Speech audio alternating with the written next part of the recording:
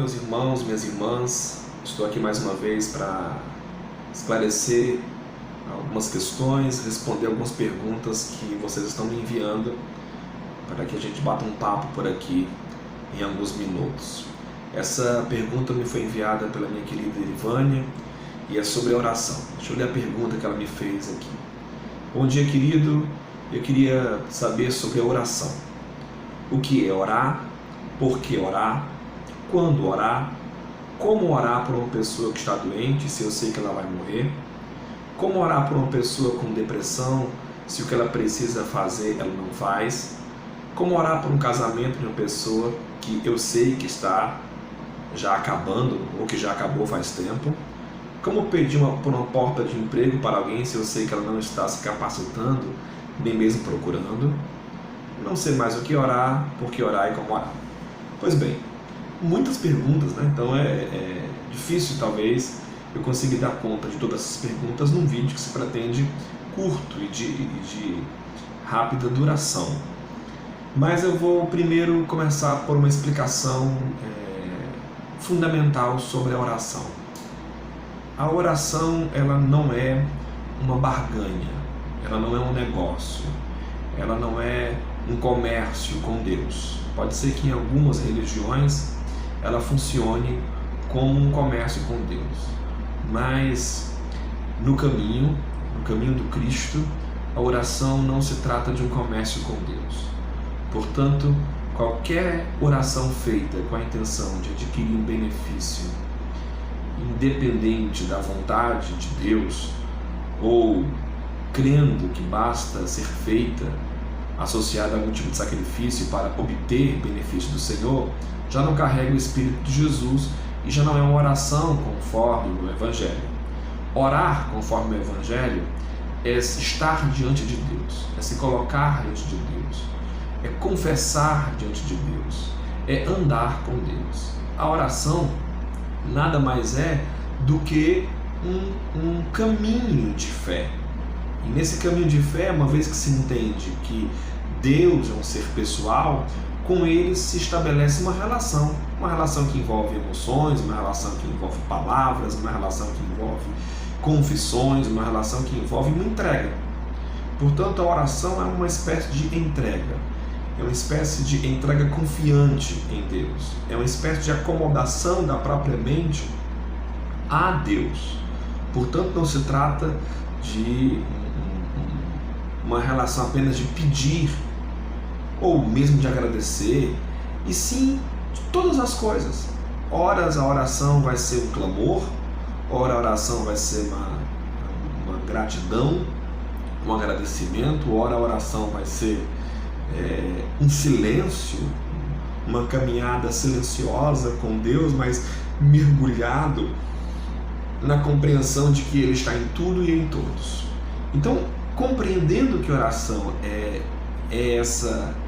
essa dinâmica relacional com Deus, então quando você pergunta o que é orar, ou melhor, por que orar, a resposta é: se ora porque se tem uma relação com Deus. Por isso que se ora. Porque não há sentido algum de se manter uma relação com alguém e não ter com ele um diálogo. E você pode pontuar, mas e a parte de Deus para conosco? Nós falamos e Deus não? Deus fala o tempo todo. No entanto, Deus, por ser Espírito, não fala conosco da mesma forma que uma outra pessoa fala. Você tem da fala de Deus a natureza, você tem da fala de Deus o Evangelho, você tem da fala de Deus a pessoa de Cristo, você tem da fala de Deus a consciência, você tem da fala de Deus a história, porque Deus fala por meio de todas as coisas. Então Deus fala, e nós falamos a Ele por meio de nossas palavras, por meio de nossos comportamentos, por meio de nossas ações.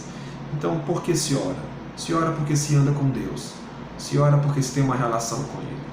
Quando orar? Todas as vezes que assim for necessário, tal como numa relação humana.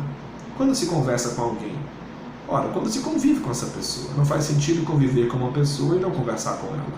Então, quando se ora sempre, se ora o tempo todo. Se ora até mesmo quando não se fala, quando não se expressa com palavras.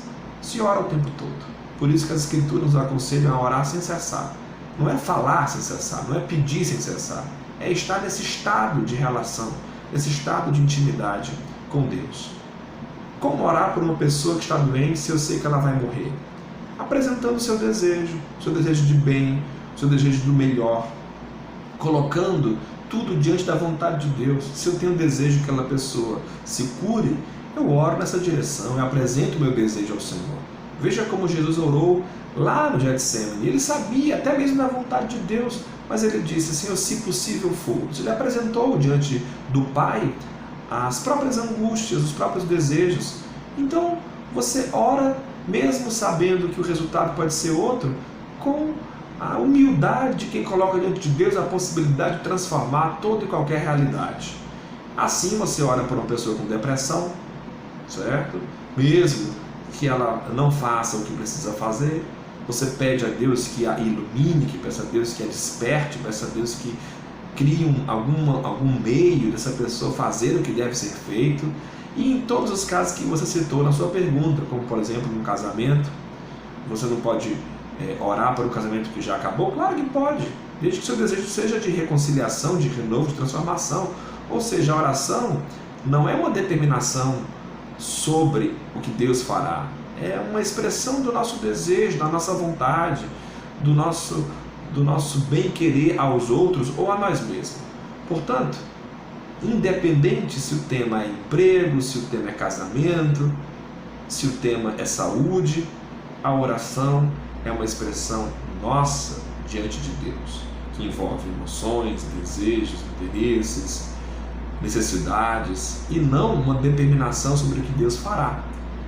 Ora-se sempre, apresenta-se a Deus todas as necessidades, todos os desejos, mas deixa com Deus, com uma confiança humilde, a resposta. A resposta vem dele quando ele quiser, da forma que ele quiser, porque não cabe a nós as respostas das orações, cabe a nós orar. E para concluir, eu costumo dizer sempre quando tem a minha oração, uma frase de um autor chamado Philip Yancey, quando ele sempre questionando sobre a oração, uma vez que Deus sabe todas as coisas, por que se ora? Ele diz: até hoje eu não aprendi ou não encontrei a razão pela qual se ora, mas uma coisa eu percebi: Jesus Cristo orava, então se ele orava, eu vou orar, porque deve haver um grande poder, uma grande razão nisso que nós chamamos de oração. Então, ore sem medo, ore sem vergonha, ore sem nenhum tipo de barganha, mas apresente todas as suas ansiedades a Deus e deixe o resto com Ele, confiando de que Ele sempre faz o melhor por cada um de nós. Um abraço e até a próxima. Se você desejar, mande sua pergunta por nossas redes sociais, que na medida que eu puder, eu vou responder. E sobre esse tema, eu tenho um texto publicado no meu blog chamado ivofernandes.blogspot.com.